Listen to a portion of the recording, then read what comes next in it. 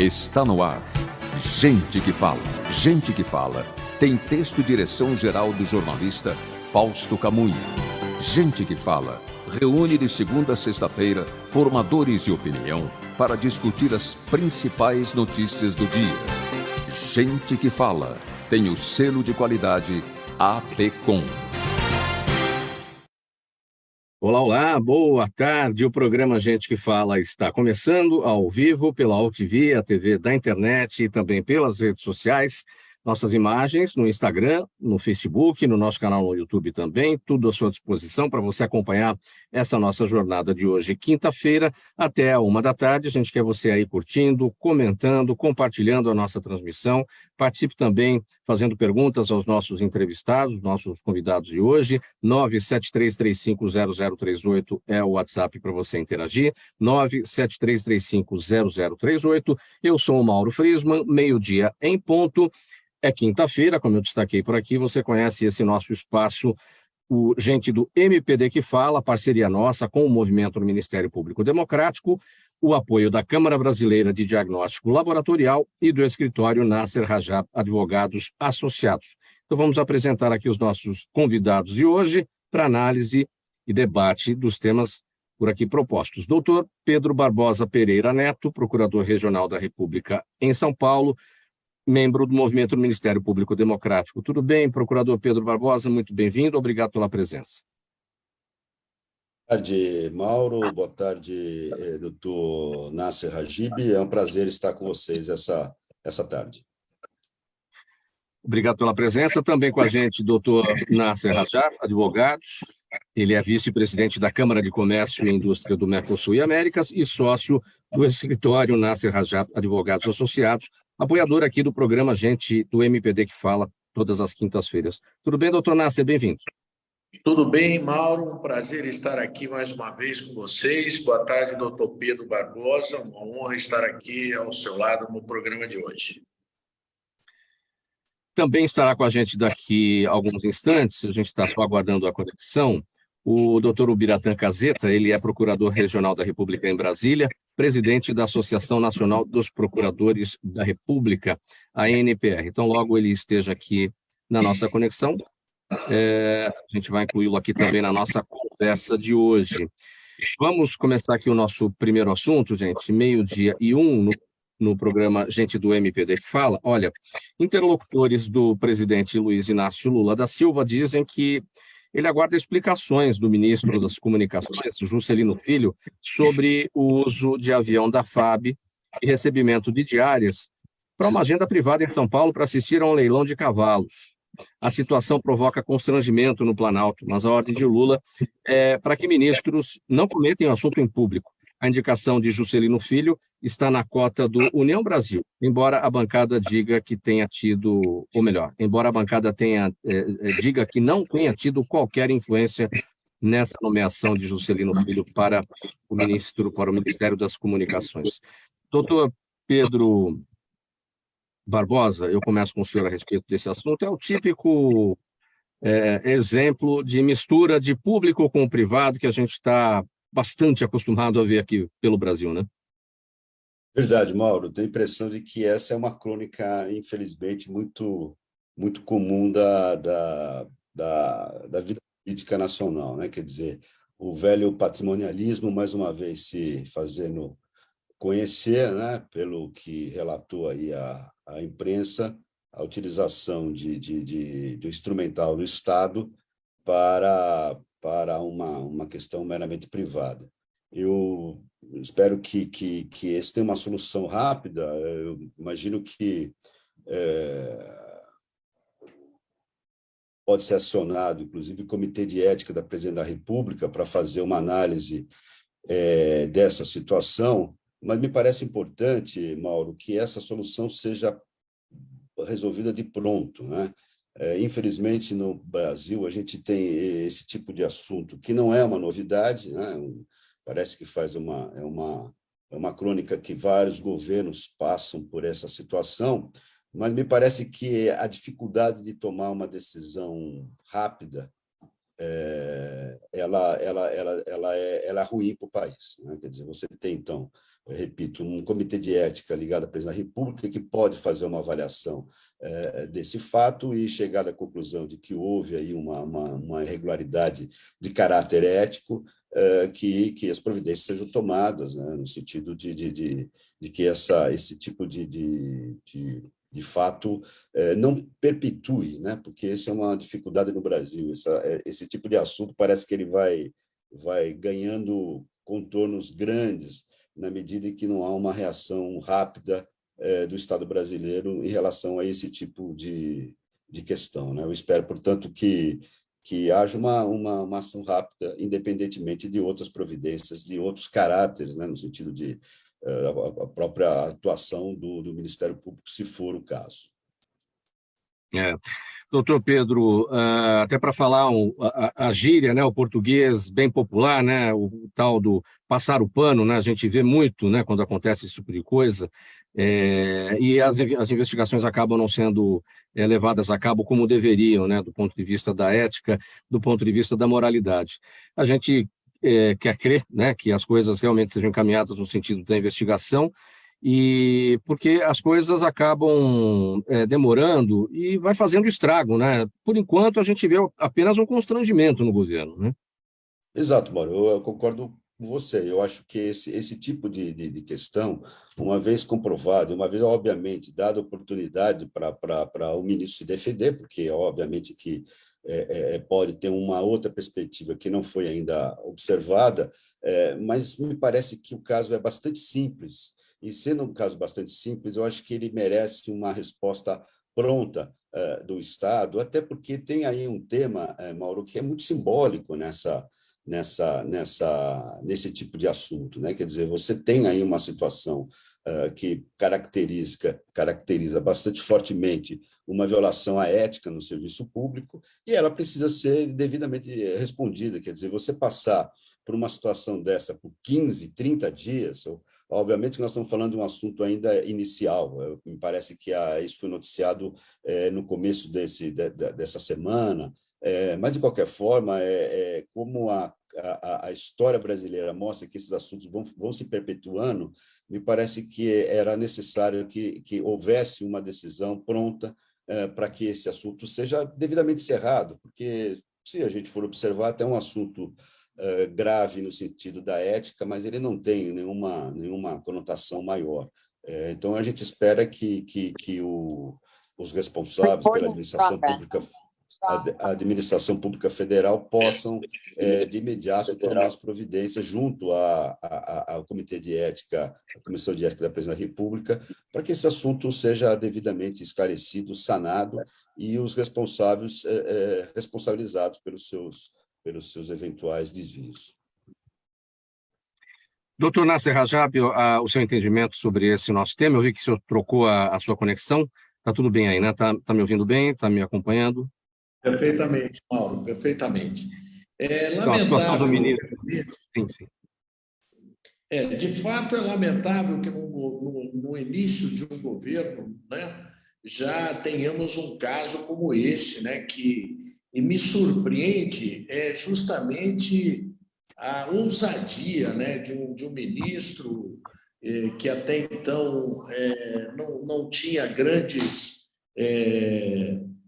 um currículo, digamos assim, iniciante, né, uma pessoa que não tinha nenhuma estatura, digamos assim, um cargo essencialmente político, passou pela Câmara com um único projeto aprovado, que justamente beneficiava lá o Dia do Cavalo, e tomar uma atitude dessa, talvez, tão afrontosa. É um disparate você mobilizar, né, a estrutura da Força Aérea, transporte público, para fazer esse tipo de mobilização, assuntos particulares misturados com gastos públicos, né, inclusive recebendo diário. E esperemos, sem dúvida, né, que que o governo responda à altura a esse fato. Eu acho que nós não podemos, né, seria muito prejudicial ao presidente da República deixar de dar uma resposta rápida e eficaz, para que sirva, inclusive, de exemplo e demonstre, de fato, né, passe uma régua para dizer a que veio, né, como é que vai ser a conduta das autoridades deste novo governo. Qual é o tipo de comprometimento com a coisa pública que se espera? Acho que isso será, sem dúvida, uma sinalização que estamos aguardando nos próximos dias. Importante. O presidente Lula, Dr. Nasser Rajab, logo após a sua posse, dias depois da sua posse, disse que qualquer integrante do governo envolvido em qualquer tipo de irregularidade seria convidado a sair, né? Então ele já se manifestou nesse sentido antes desse episódio acontecer. Vamos ver o que vai, como é que isso vai se desenvolver a partir das investigações, né? Perfeitamente. Acho que é necessário acompanhamento de perto, né, deste caso, porque me parece, né, uma flagrante violação da conduta do agente público, né, que se espera. Portanto, o presidente da República está aí incumbido, né, de mostrar, de fato, qual é a regra que vai funcionar no governo. Esse é um momento que é uma oportunidade de mostrar o que deve e o que não se deve ser feito no seu time, né? Na equipe. Sim. Ainda nesse tema, procurador Pedro Barbosa, eu destaquei aqui na nossa nota a indicação de Juscelino Filho para o Ministério, está na cota do União Brasil, embora a bancada no Congresso Nacional diga que não tenha tido qualquer influência na nomeação. Na verdade, ele é uma indicação do senador Davi Alcolumbre. A gente está nessa fase aí do constrangimento, nenhum estrago inicial em relação ao governo, mas isso já começaria a trazer problemas para a bancada, né, do União Brasil no Congresso Nacional, que poderia ou não votar com o governo em determinadas matérias, sim ou não, na sua avaliação? Mauro, eu acho que tem essa dificuldade, sim. Eu acho que, enfim, como qualquer governo, você monta uma coalização para ter maioria no parlamento, e me parece que esse é um primeiro exemplo de que qualquer governo teria essas dificuldades. Mas me parece que, para além dessa questão da coalização política, né, dos apoios no Congresso Nacional, me parece que deve ser possível, eu imagino que deva ser possível, em qualquer país, você governar o país com comprometimento ético, né? Eu acho que uma coisa básica é essa, né? Então, claro, tem essa perspectiva política que você falou, mas me parece que até para confirmar o que você acaba de lembrar, o que disse o presidente Lula no início do seu mandato, que essa questão seja resolvida. E volto a insistir, Mauro, eu acho muito ruim para o país, para o desgaste político, inclusive, também para o presidente, que essa coisa continue se perpetuando. Obviamente, quer dizer, há um tempo para a pessoa poder fazer a sua defesa, me parece razoável. Agora, tem que ser uma coisa rápida, né? Tem que ser uma coisa rápida, um ponto de vista, como eu estava afirmando, um ponto de vista que tem a ver mais com o ponto de vista da ética pública. Então, eu acho que isso precisa ter uma solução rápida, independentemente dos custos políticos no âmbito da coalização política do governo. Me parece que essa é uma decisão que tem que ser tomada de forma mais expedita pelo governo, que afirmou, inclusive, que tem esse comprometimento, né? Então, é uma forma de você, inclusive, provar essa fala inicial do presidente Lula, tomar uma providência rápida para pronto solucionamento dessa questão. E é um desgaste, como disse o o doutor Nasser também, que tem essa perspectiva, quer dizer, é um ministro, se a gente for ver o leque de ministro de Estado, um ministro praticamente desconhecido, né? Quer dizer, então também eu acho que esse tema tem que ser levado em consideração e resolvido logo, quer dizer, eu acho que esse sangramento do desgaste político, de fazer várias consultas para tomar uma providência como essa, estando comprovado o desvio ético do ministro, ela tem que ser solucionada o mais rápido possível, sob pena de um prejuízo grande, não só para o governo, mas para a avaliação da sociedade, um tema como esse. É tão recorrente, né, Mauro? Eu digo, tão recorrente, infelizmente, tão recorrente no Brasil, entra governo, sai governo, esse tipo de assunto ele acontece com uma frequência muito grande, e era necessário que a gente pudesse resolver um tema que, convenhamos, é bastante simples, né? Quer dizer, se você usou uma estrutura do Estado para usufruir de questões privadas, isso não pode, isso caracteriza, inclusive, uma improbidade administrativa, de modo que me parece que até a simplicidade do tema, Mauro, exige que o governo resolva isso da forma mais pronta possível. Sim.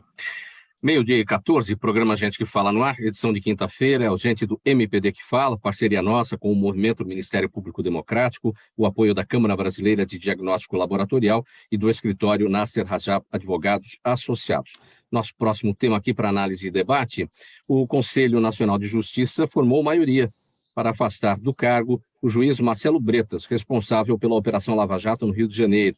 Ele responde a 3 processos disciplinares por supostas irregularidades durante a condução de ações processuais na Lava Jato.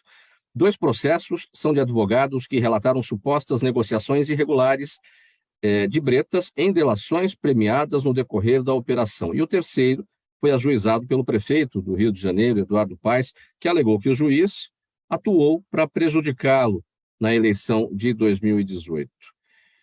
Procurador Pedro Barbosa, o que significa este episódio agora, o afastamento do cargo do juiz Marcelo Bretas para a Lava Jato, que deixou um legado, né, importante e que, à medida que o tempo vai passando, a gente observa aí determinados desgastes que colocam, em algumas situações, a Operação Lava Jato em descrédito?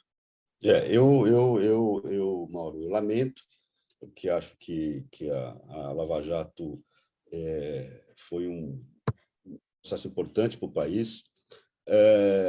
O procedimento específico do juiz Bretas estava sob sigilo, então a gente não tem muito conhecimento do que levou ao afastamento, mas eu me permito dizer que o comportamento do juiz Bretas no Rio de Janeiro foi bastante lamentável, né? Quer dizer, foi um juiz que foi visto cumprimentando e viajando para Brasília na companhia de um governador eleito no Rio de Janeiro. Foi um juiz que foi visto em manifestação política partidária com o ex-presidente da República, ao lado também de um então candidato à Prefeitura do Rio de Janeiro. Foi um juiz que se manifestou em redes sociais sobre visita de ex-presidente da República ao estado do Rio de Janeiro. Ou seja, em suma, a postura do Dr. Bretas fica muito longe do que se pode esperar de um magistrado. Quer dizer, a ideia da imparcialidade, e não digo imparcialidade só de um juiz, que é muito mais radicalizada, mas de qualquer servidor do Estado, a ligação que ele demonstrou publicamente com alguns agentes de Estado me parece bastante lamentável. E se você acrescenta a isso o fato de que o Dr. Bretas foi responsável por investigações muito importantes que envolviam políticos importantes no Rio de Janeiro, me parece que é uma situação bastante delicada. Eu ousaria dizer, inclusive, Mauro, que me pareceu que demorou o Conselho Nacional de Justiça tomar uma providência em relação a esse juiz. Eu acho que a conduta dele é de todo lamentável e traz um prejuízo muito grande, não só para a Lava Jato, mas com a própria visão que a sociedade deve ter de um poder judiciário independente. Doutor Nasser Rajab, seu entendimento sobre esse tema, o Conselho Nacional de Justiça formou maioria para afastar o juiz Marcelo Bretas, juiz responsável pela Operação Lava Jato no Rio de Janeiro. Mauro, apenas um reparo, me parece que a decisão foi unânime do Conselho, né? Foram 7 votos, né? parece que foi unânime. Vou até verificar por aqui enquanto o senhor dá o seu parecer, mas foram 7 votos. Apenas isso, obviamente, que não muda muita coisa, mas apenas reforça o entendimento de que há um consenso, né, como diz o doutor Pedro, há um consenso de que o judiciário precisa resgatar a sua imagem da necessária imparcialidade na sua conduta, na conduta dos juízes, né? Infelizmente, isso já comprometeu, já foi comprometida esta imparcialidade com a conduta do juiz Moro, né, que hoje é senador da República, a esposa é deputada federal. Então, esse movimento do juiz Moro, que fez um trabalho na Lava Jato bastante elogiado, acabou colocando aí essa imparcialidade, no mínimo, sob suspeita. E o doutor Marcelo Bretas, infelizmente, foi além disso, como bem disse o doutor Pedro, havia ali uma conduta, uma certa promiscuidade, uma certa proximidade exagerada com figuras políticas, enfim.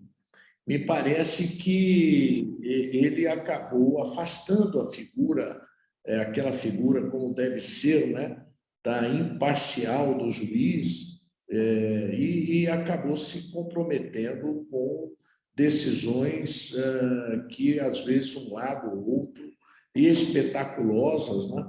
E que o CNJ agora coloca um freio de arrumação nisso, acaba afastando o juiz, né? E, obviamente, afastando porque haverá de apurar, de fato, as denúncias. Foram 3 representações, né, de diferentes figuras contra a conduta do juiz, e agora, afastado, o CNJ vai aprofundar, com certeza, essas verificações, essas averiguações, e, ao final, acabar por chegar a um veredito, né, final que possa trazer justiça ao caso e, de fato, eu tenho certeza que o objetivo do CNJ é justamente restabelecer ou resgatar ou reforçar a importância, né, de que o papel do juiz ele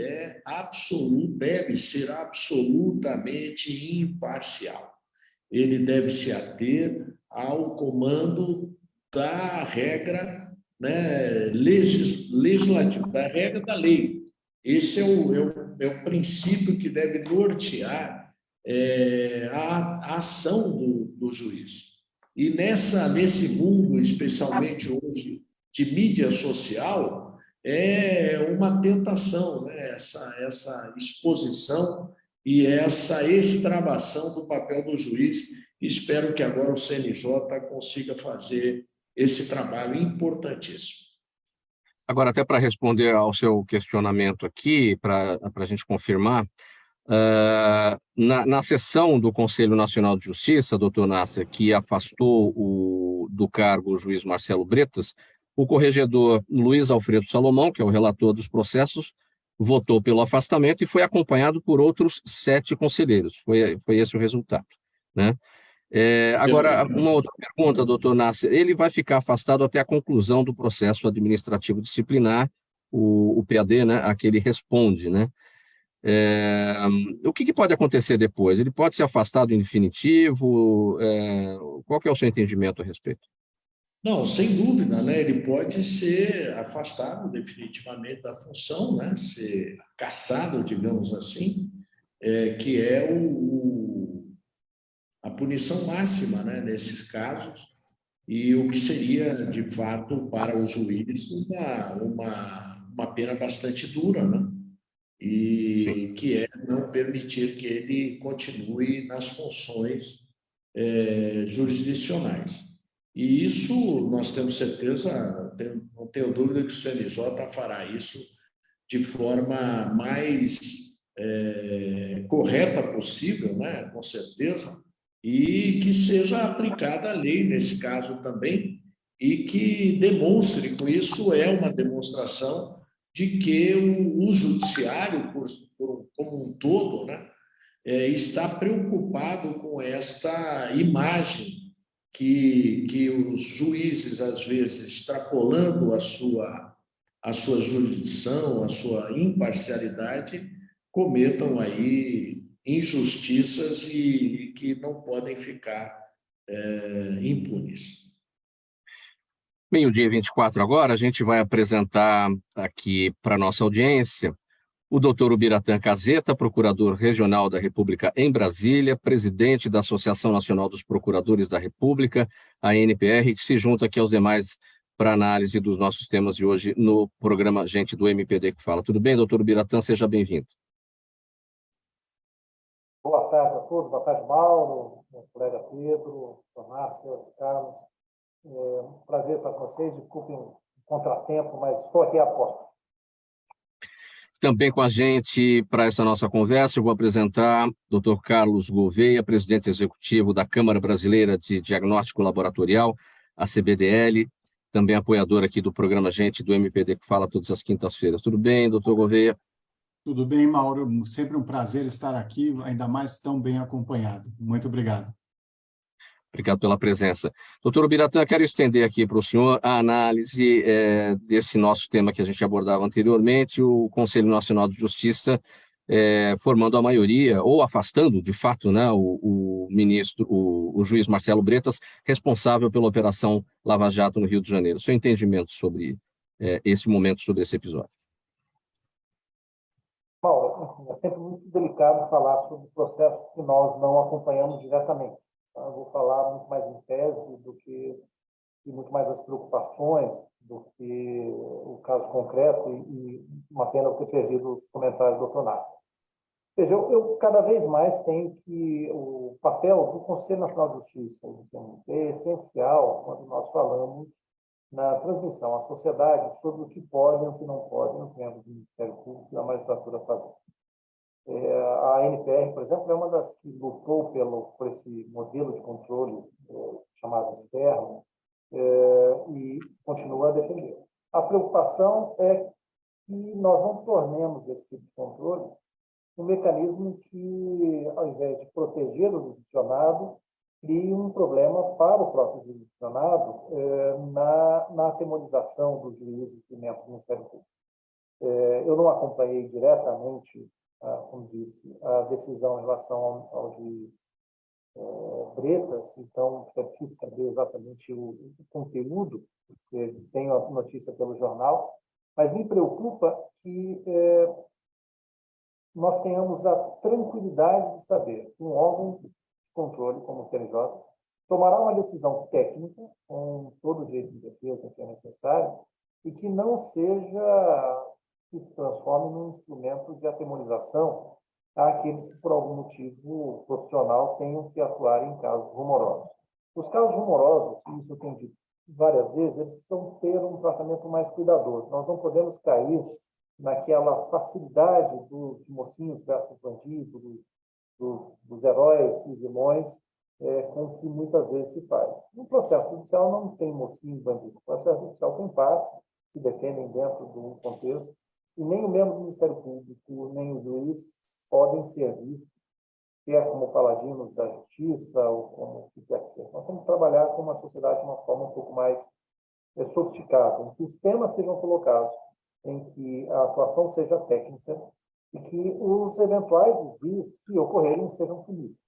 Então, a minha preocupação apenas é que, dado o tamanho que tomou o caso do Lava Jato Rio, como é chamado, numa sequência de pouquíssimo tempo você tenha decisões de órgãos administrativos que parecem dizer que, olha, não mexam com casos grandes. Não estou dizendo que isso tenha ocorrido no caso do juiz Bretas, mas posso dizer com muito mais tranquilidade que isso ocorreu num julgamento recente do CNMP, que puniu 2 colegas pela simples distribuição de um release dando notícia da propositura de uma ação. Ou seja, esse tipo de medida desproporcional que ataca 2 colegas especificamente, mas cumprir uma política de comunicação de um órgão, que é, no caso do Ministério Público Federal, ele transmite uma preocupação muito grande sobre o que é que está em jogo. Se está em jogo efetivamente desvio ou se está em jogo um retorno, de alguma forma, contra aqueles que, no exercício da sua função, tiveram que mexer com casos rumorosos e casos que envolveram pessoas importantes. Então, o meu olhar é: CNMP e CNJ devem ser fortalecidos, devem cumprir o seu papel, mas não podem se transformar, de forma alguma, em um instrumento de perseguição. Um outro ponto, doutor Caseta, quero aproveitar aqui, voltar no tema anterior, porque você não estava presente ainda quando nós colocamos aqui em análise, a situação do ministro das Comunicações, Juscelino Filho, nessa mistura aí de agenda pública com agenda privada. Ele usou o avião da FAB, recebeu diárias para uma agenda privada aqui em São Paulo para assistir a leilão de cavalos. Enfim, tem toda uma investigação aí a ser feita, e esse constrangimento inicial, esse desgaste para o governo nesse início. Qual é a providência imediata que deve ser tomada em relação a esse caso? Bom, antes de mais nada, é necessário apurar. Né? Mais nada é identificarmos se houve mesmo discricionalidade na utilização das aeronaves. Nós já tivemos, vamos recordar, ali no governo Fernando Henrique, uma série de discussões sobre isso, sobre o uso privado das aeronaves.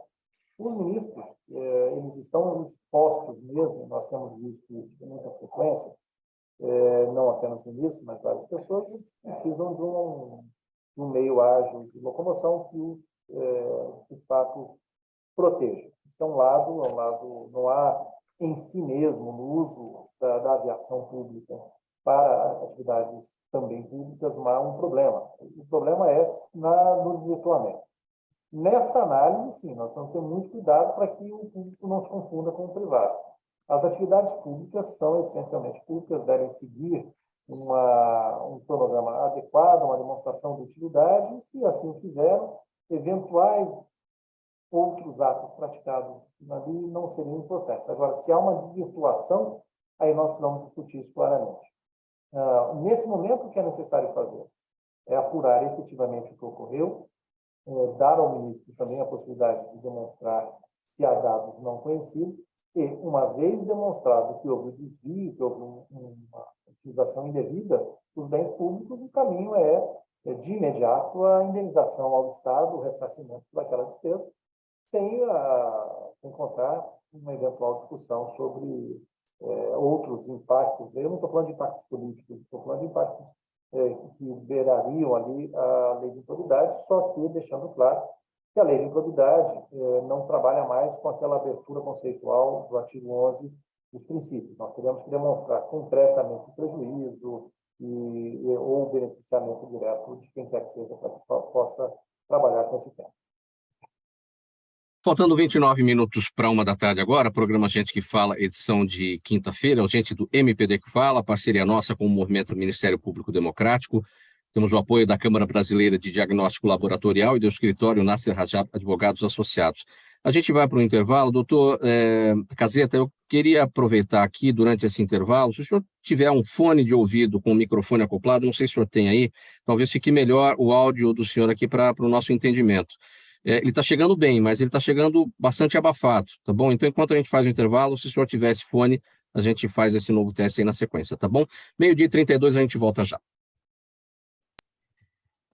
Toda ação estratégica de sucesso tem um componente fundamental, um instituto de pesquisas ético, rápido e preciso. Afinal, é ele que vai fornecer informação confiável, sem achismos e palpites. E isso, numa época de mudanças rápidas e repentinas, é fator crítico de sucesso. A Orbis é um instituto de pesquisas que une precisão e confiabilidade estatística com a mais alta tecnologia de pesquisas do mercado.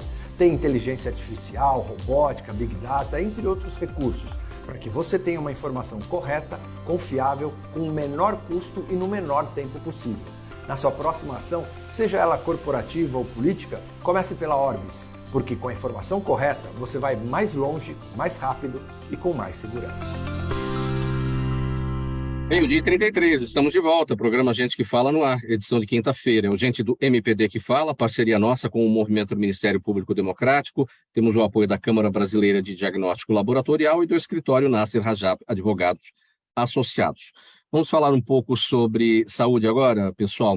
A Câmara Brasileira de Diagnóstico Laboratorial, em parceria com a QIAGEN, a Gemsure e o Hospital Emílio Ribas, promovem hoje o terceiro encontro sobre tuberculose no século XXI, avanços no diagnóstico e tratamento de ILTB, a jornada do paciente. A programação contará com palestras e apresentações de renomados especialistas na doença, cujo diagnóstico precoce é fundamental para o tratamento. Esse evento é gratuito, mas tem a limitação de vagas. Vamos falar sobre a tuberculose, doutor Carlos Eduardo Gouveia. Qual é o cenário, qual é o mapa dessa doença hoje no Brasil? Então, Mauro, é um tema extremamente importante e sempre atual. Por mais antigo que seja o tema de tuberculose, ela continua sendo algo assustador.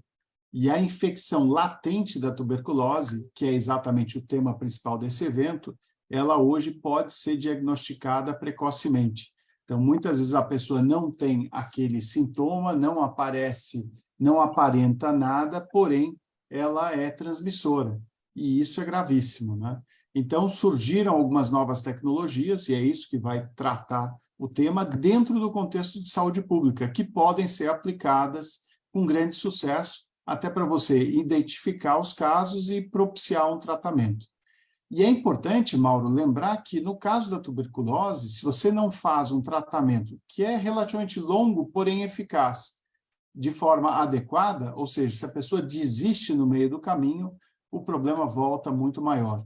E aí você tem a questão das micobactérias superresistentes, ou seja, o caso da tuberculose que não consegue mais ser tratada com os medicamentos tradicionais, porque aquela micobactéria, no caso, ela não responde mais àquilo, ela já se tornou resistente e aí você precisa de novas drogas, muito mais caras, mais difíceis, e o problema vai se alastrando.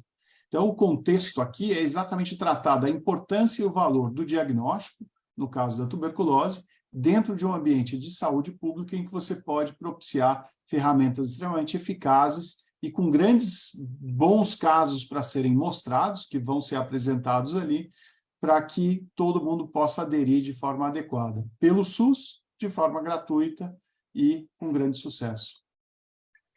Doutor Gouveia, como é que se fecha o diagnóstico da tuberculose? Qual que é a prevalência da doença no Brasil?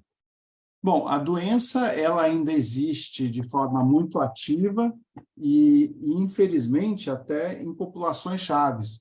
A gente vai tratar lá das populações, por exemplo, de pessoas vivendo com HIV, que acabam sendo mais suscetíveis a várias infecções ao mesmo tempo. Então, é um exemplo. Você tem crianças que muitas vezes dentro de um domicílio estão expostas a uma pessoa infectada, elas também são muito mais vulneráveis. E com isso você, de fato, tem que buscar uma série de ações imediatas, até como gestor público, para que isso não continue crescendo, né? A tuberculose, como vocês sabem, ela se transmite até de forma por contaminação aérea, né? Uma tosse, as gotículas que acabam saindo, e a gente viveu isso com outras doenças respiratórias recentemente, ela é altamente infectante.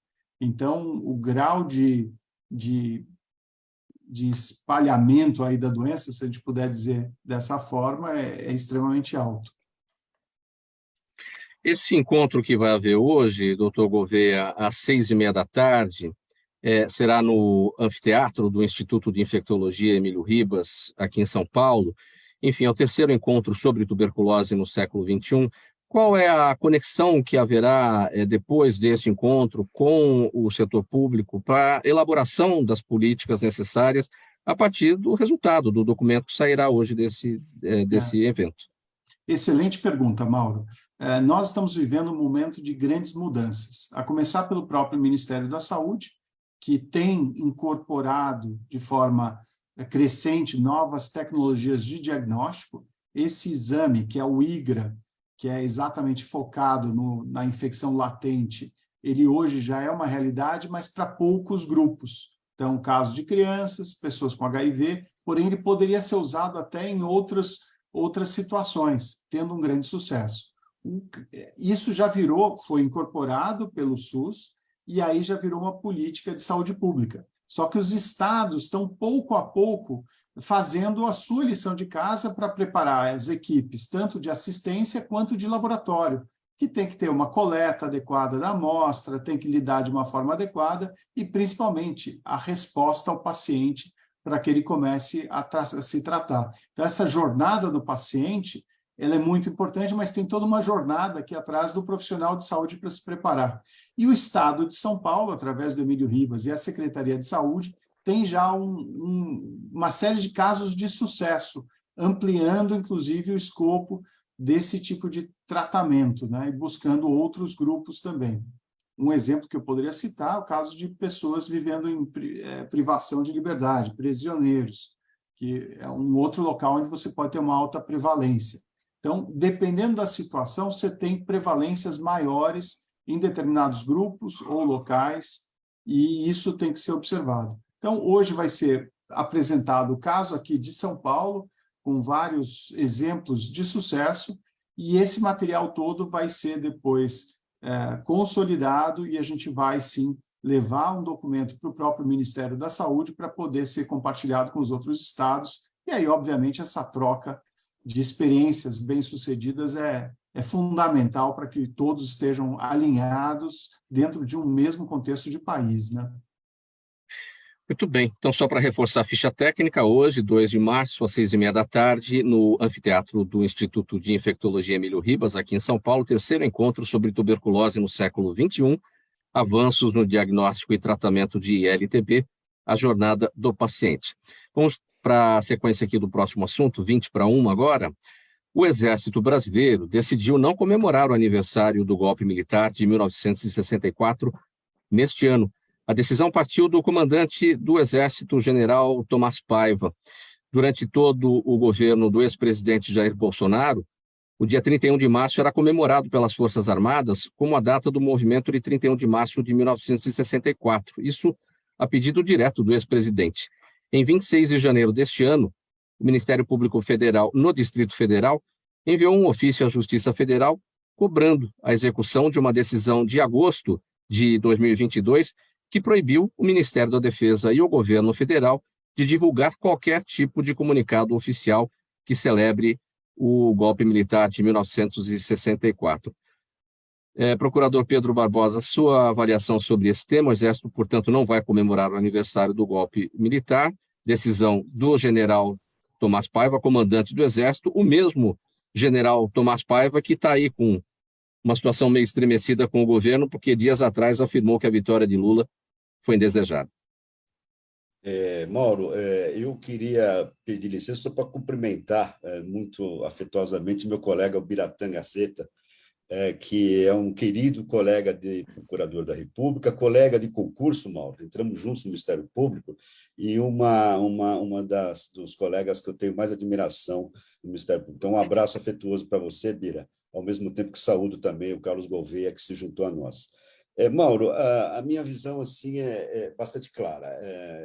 Veja, a Constituição de 88, de forma bastante radical, rompeu com o regime autoritário de 64.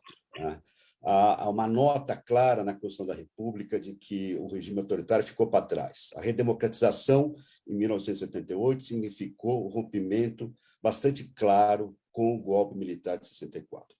Então, não me parece razoável, somo muito a ação do Ministério Público Federal, que ingressou com ações no sentido de proibir essas manifestações. Por quê? São manifestações do Estado brasileiro. Essa que é essa questão.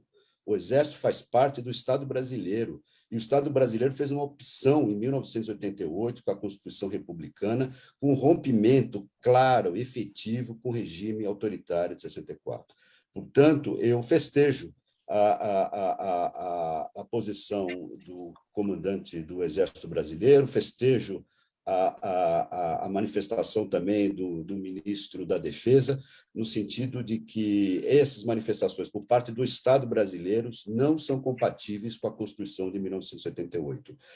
Relembro também que é um órgão muito importante no Estado brasileiro, que foi a Comissão da Verdade, que apurou os fatos envolvendo os crimes da ditadura militar, que chegaram à conclusão semelhante. Quer dizer, há um claro rompimento constitucional com aquele regime de exceção de 64 e, portanto, me parece absolutamente correta a decisão, ancorada, inclusive, em decisões da Justiça Federal, nessa ação que você se refere do Ministério Federal, de que não é possível que o Estado comemore algo que é absolutamente contraditório com a história republicana do Brasil. Portanto, eu fico contente e feliz como cidadão de que esse tema tenha, vamos dizer assim, encontrado uma solução adequada. Doutor Nasser Rajab, seu entendimento, o Exército Brasileiro não vai comemorar o aniversário do golpe militar, a pedido, decisão, né, partiu do comandante do Exército, General Tomás Paiva. Me parece uma questão acertada, né, neste momento.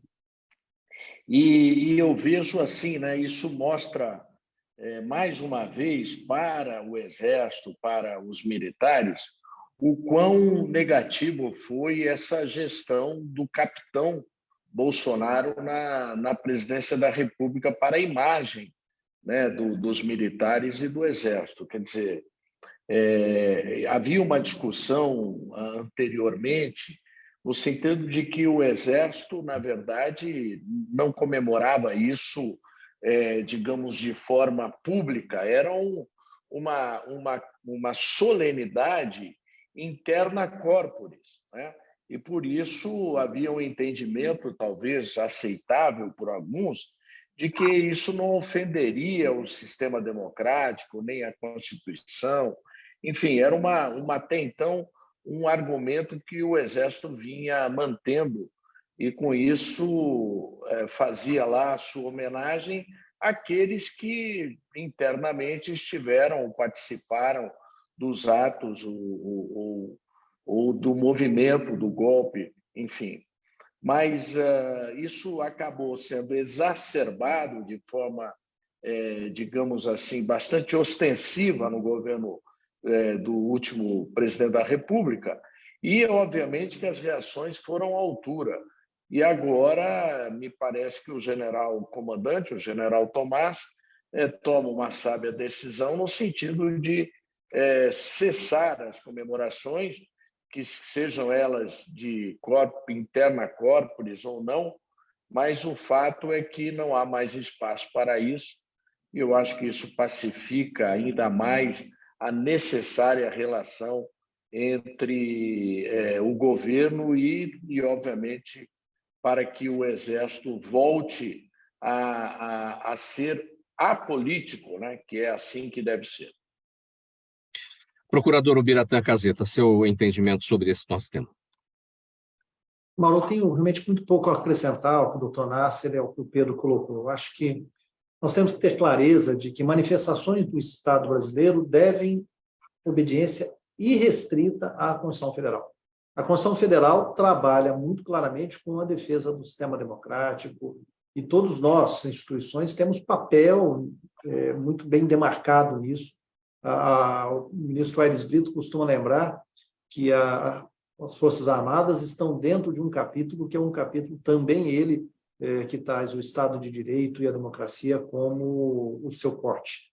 Então, quando nós estabelecemos claramente que a política do Estado brasileiro é a de defesa da democracia, é muito contraditório, para usar a expressão do Pedro, que haja uma comemoração de um ato que é de ruptura democrática.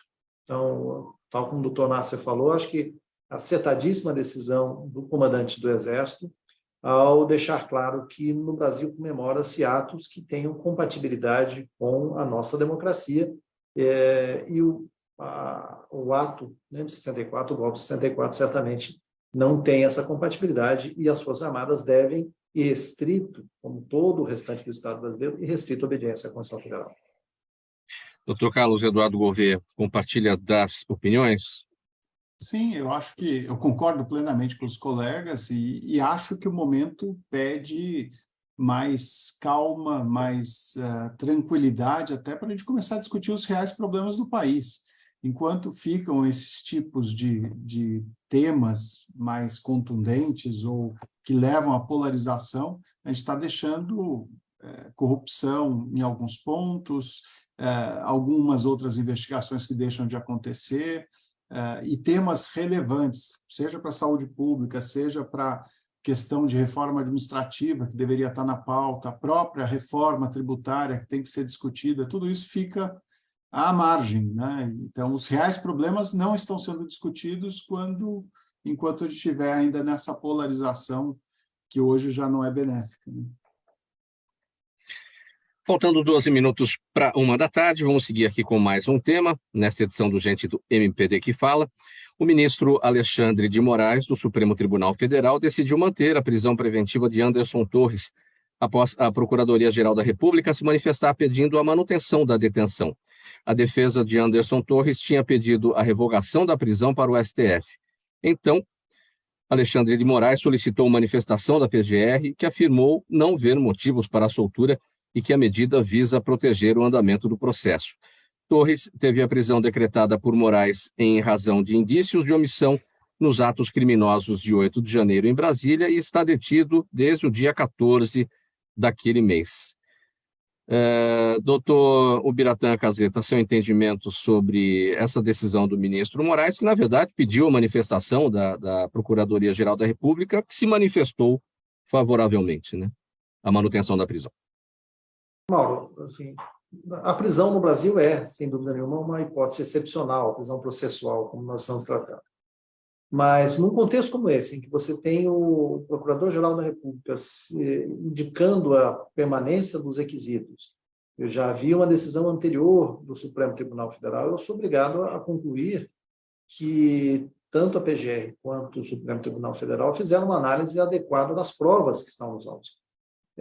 E é bom deixar claro que a prisão cautelar nunca é uma antecipação da punição. A prisão cautelar ela se insere dentro de um contexto em que, para a proteção do processo, para a proteção de uma série de requisitos, você evita que uma pessoa esteja à disposição. Eu, obviamente, tal como nenhum de nós, não tenho acesso às provas todas que foram colhidas. Mas parto da premissa de que o Procurador-Geral da República, sua equipe e o ministro Alexandre de Moraes analisaram adequadamente a necessidade da manutenção de uma prisão de um elemento, de uma pessoa, melhor dizendo, porque o elemento tem uma carga, né, ruim, mas de uma pessoa que tinha a obrigação essencial naquele momento na manutenção da segurança aqui no Brasil. E aí é um ponto importante também. O dia 8 de janeiro não é um dia qualquer. Nós vimos ali, mais do que a agressão física à sede dos três poderes, é uma agressão real ao Estado Democrático de Direito, e assim como tal deve ser tratado. Nós não podemos flertar com nada que nos afaste, o doutor Carlos foi muito preciso nisso, os momentos de polarização e tudo isso que nós vivemos nos últimos 4 anos não podem ser mantidos e muito menos permitir que nós tenhamos aí um movimento de violência que atente contra o Estado Democrático de Direito. E isso exige do Estado brasileiro uma resposta imediata e contundente, obviamente garantido o direito de defesa e todo o nosso ordenamento jurídico.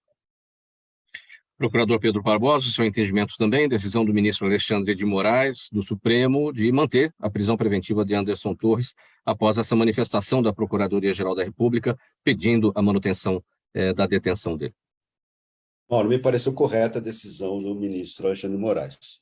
A decisão do ministro Alexandre de Moraes foi disponibilizada para conhecimento público, me parece que está extremamente bem fundamentada.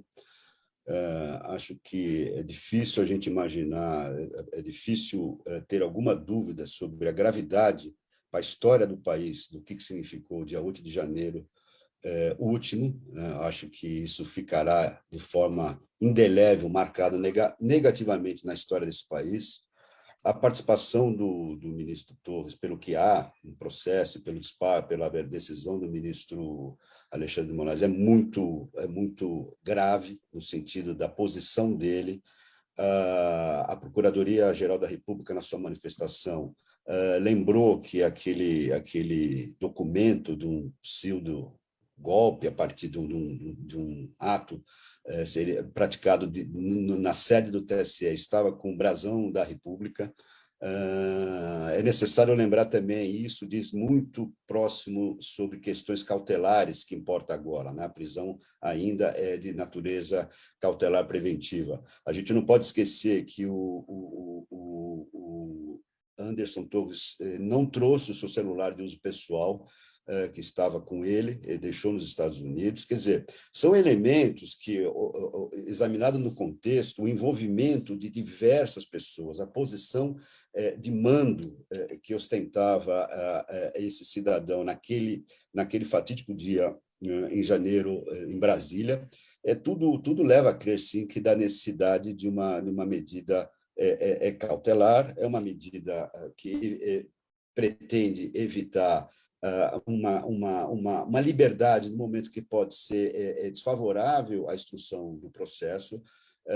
Eu atuo, Mauro, há muitos anos na área criminal aqui da Justiça Federal de São Paulo e posso afiançar para você, com muito menos elementos, réus respondem um processo preso no Brasil. Acho que a gravidade do fato em questão, a posição do senhor Anderson Torres, o fato dele ter sido encontrado elementos que o incriminavam na sua residência em Brasília, a circunstância dele não ter trazido de volta para o país o seu celular pessoal, independentemente de uma perícia posterior da Polícia Federal poder acessar arquivos em nuvem desse aparelho, mas me parece que demonstra claramente que havia muito mais algo mais grave por trás dessa posição, que merece, portanto, toda a cautela que o ministro Alexandre de Moraes demonstrou no seu despacho. E lembro também, Mauro, que esse triste evento de janeiro, não foi ato, obviamente, isolado de um personagem ou outro. Então, portanto, esse contexto, me parece, que traz a convicção de que muita gente teria participado desse episódio de 8 de janeiro, me parece que é bastante razoável a decisão do ministro Alexandre de Moraes de, por hora, manter a prisão preventiva do senhor Anderson Torres. Doutor Nasser Rajab, seu entendimento. Bem, eu concordo com os colegas, de fato, foram atos extremamente graves, né? Ali havia, sem dúvida, uma orientação e um movimento para desestabilizar as instituições republicanas, né? O Estado Democrático de Direito, quer dizer, um movimento que impressionou, né, pela violência, pela ousadia. E, sem dúvida, não é obra de um indivíduo. Isso há uma organização criminosa por trás para que as coisas ocorressem da forma que ocorreram.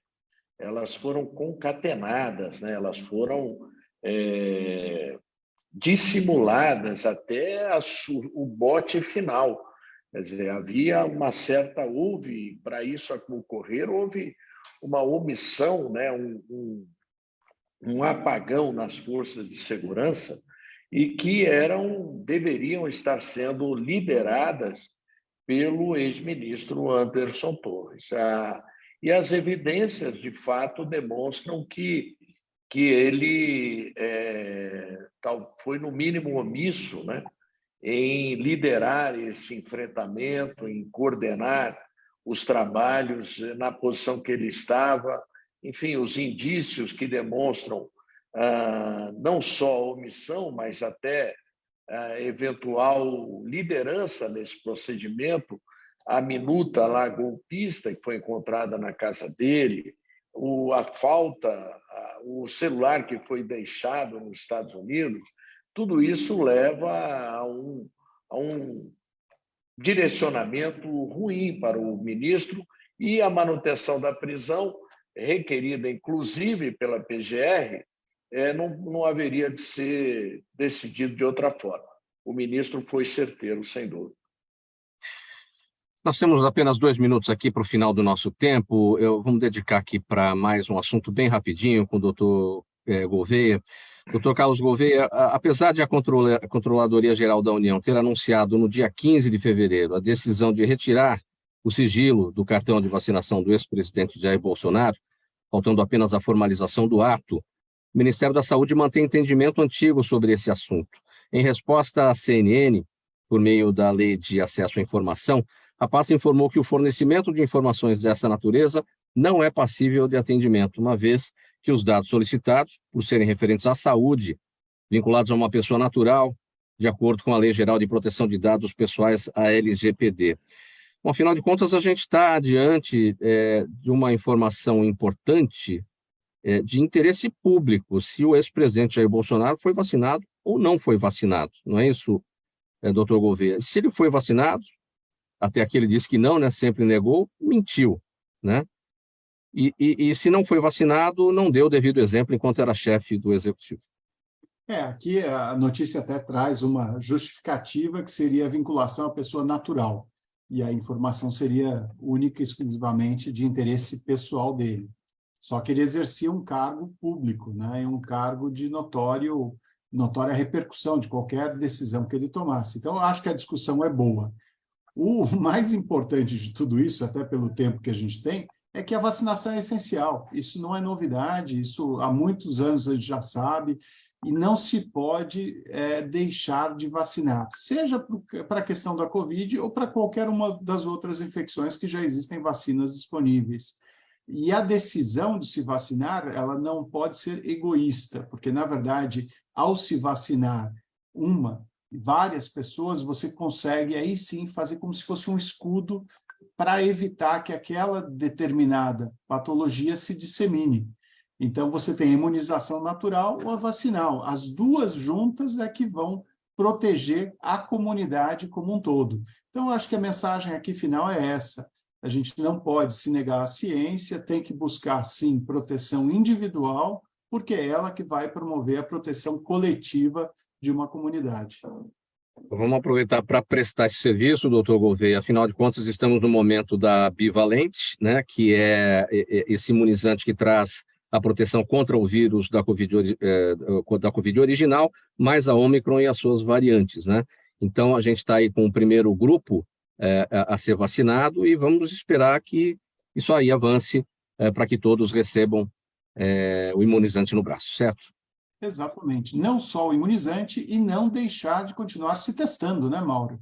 Claro, nós sim. Estamos diante de uma nova micro-onda, como estão chamando, mas o fato é que novos casos de infecção voltaram a acontecer e a gente precisa, de fato, proteger não só os nossos entes queridos, mas o resto da comunidade. Então, teste precoce e preciso é que vai levar à terapia adequada. Lembre-se sempre disso.